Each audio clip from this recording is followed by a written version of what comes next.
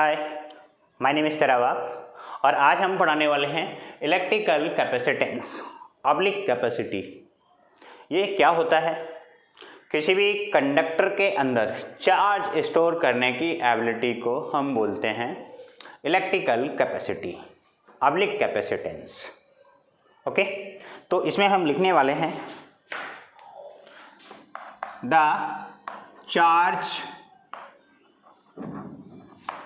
Storing ability in conductor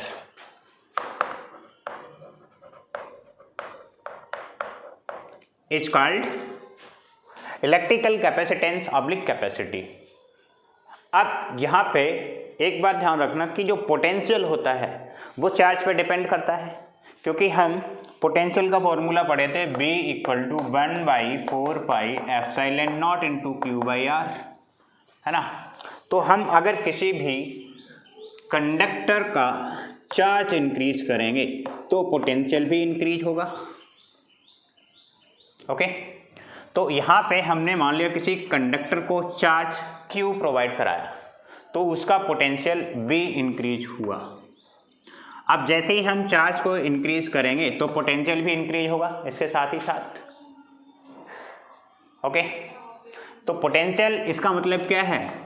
charge is directly proportional to potential, क्योंकि जो conductor है वो चार्ज हो रहा है तो उसका पोटेंशियल बढ़ रहा है। ऐसे ही कल एक भाभी चार्ज हो गई यहाँ पे, उनका भी पोटेंशियल बढ़ गया तो चार्ज होते ही चिल्लाने लगी, पानी वो भी सागर से मांग रही। बहुत बड़ा होता है सागर, देखो इधर। तो यहाँ पे ये जो चार्ज है वो डायरेक्टली प्रोपोर्शनल टू पोटेंशियल है। अगर यहाँ प्रोपोर्शनल टू का साइन हटाएंगे तो एक कांस्टेंट आएगा C, तो Q = CB। यहाँ पे जो C है कांस्टेंट, इसको हम बोलते हैं कैपेसिटेंस ऑब्लिक कैपेसिटी। तो C = हम क्या लिख सकते हैं Q/B। इसका मतलब क्या है? ये जो चार्ज है वो पोटेंशियल रेज कर रहा है किसी कंडक्टर का, है ना। तो इससे हमें क्या मिलती है? कैपेसिटेंस। तो हम इसको क्या लिख सकते हैं? Charge required to raise the potential of conductor is called capacitance. Charge required to raise the potential of conductor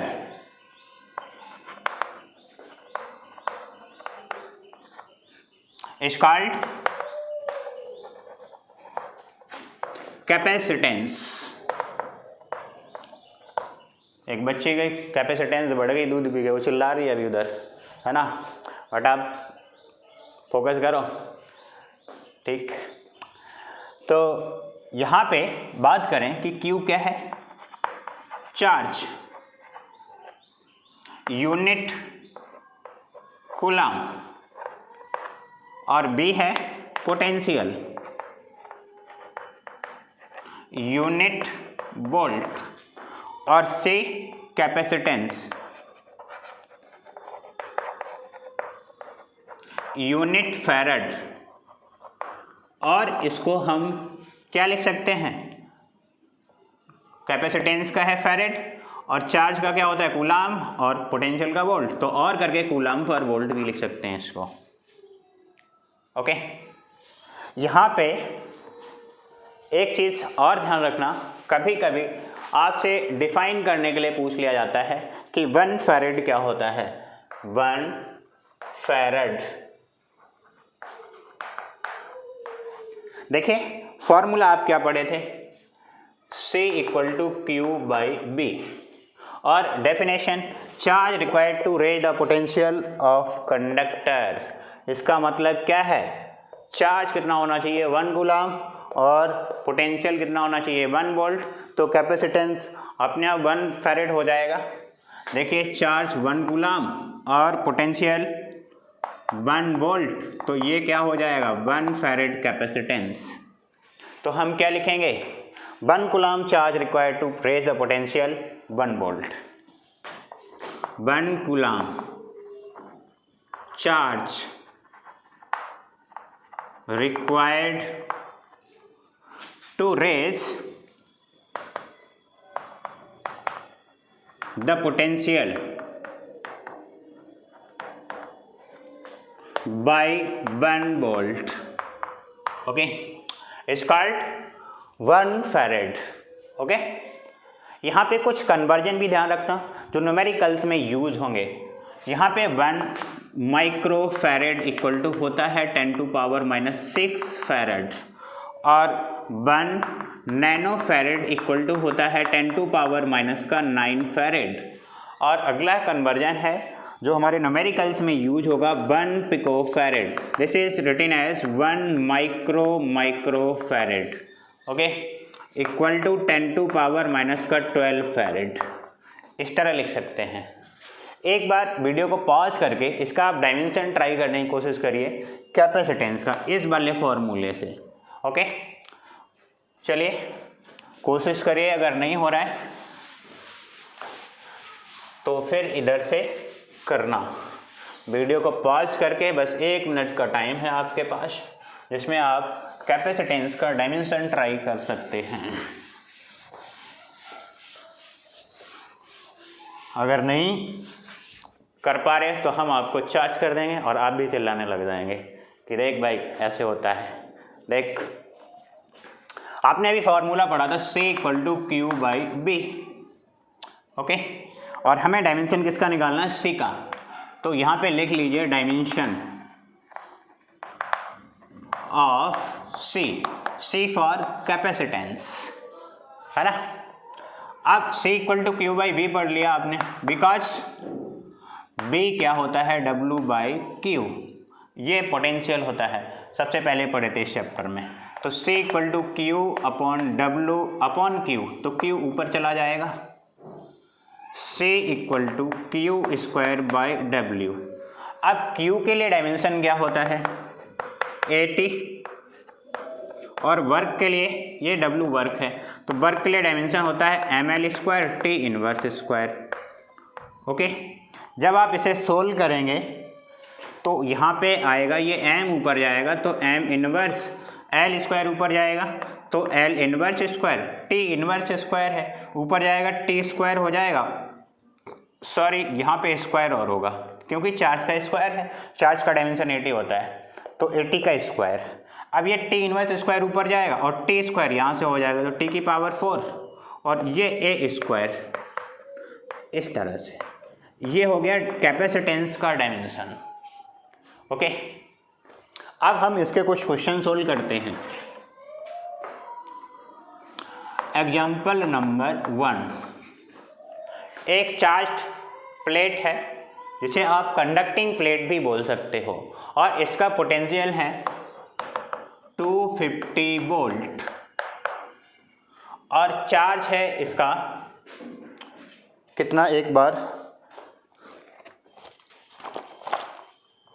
charge तो फाइंड आउट करना है आपको, और कैपेसिटेंस है 10 पिकोफैरेड, ओके। ये वाला क्वेश्चन हमें सोल्व करना है। आप चाहो तो वीडियो को स्टॉप करके एक बार ट्राई कर लीजिए। आपने क्या पढ़ा था? C = Q/B, हमें फाइंड आउट करना है चार्ज, तो Q = क्या हो जाएगा? CB। अब C का वैल्यू कितना है? 10 पिकोफैरेड। अगर हम इसे फैरेड में चेंज करेंगे तो 10 × 10⁻⁻12 दैट इज 10⁻⁻11 फैरेड, ये हो जाएगा। तो ये 10⁻⁻11 और पोटेंशियल कितना है? 250 वोल्ट। इसे हम क्या लिख सकते हैं? 2.5 × 10⁻⁻9 कूलम, ओके। उसके बाद अगला क्वेश्चन है हमारा। क्वेश्चन हम आपको थोड़ा सा हिंट देके छोड़ते हैं और आपको 1 मिनट का टाइम मिलेगा, ट्राई करने की कोशिश करना। 2 कंडक्टर हैं जिसमें से एक कंडक्टर से दूसरे कंडक्टर पर 10⁻12 इलेक्ट्रॉन ट्रांसफर हो जाते हैं, ओके। तो चार्ज कितना होगा? Q = NE, n का वैल्यू 10⁻12 और इसका 1.6 into 10 to power minus 19 coulomb. इसे हम क्या लिख सकते हैं 1.6 इंटू 10 टू पावर माइनस का 7 कूलाम। और इन दोनों के बीच मतलब दोनों कंडक्टर्स के बीच में पोटेंशियल V 10 वोल्ट एम्पियर होता है, 10 वोल्ट। तो आपको इन दोनों के बीच में कैपेसिटेंस फाइंड आउट करनी है C। ओके, चलिए वीडियो को स्टॉप करके सॉल्व कर लो। C इक्वल टू क्या होता है QB, अभी पढ़े थे।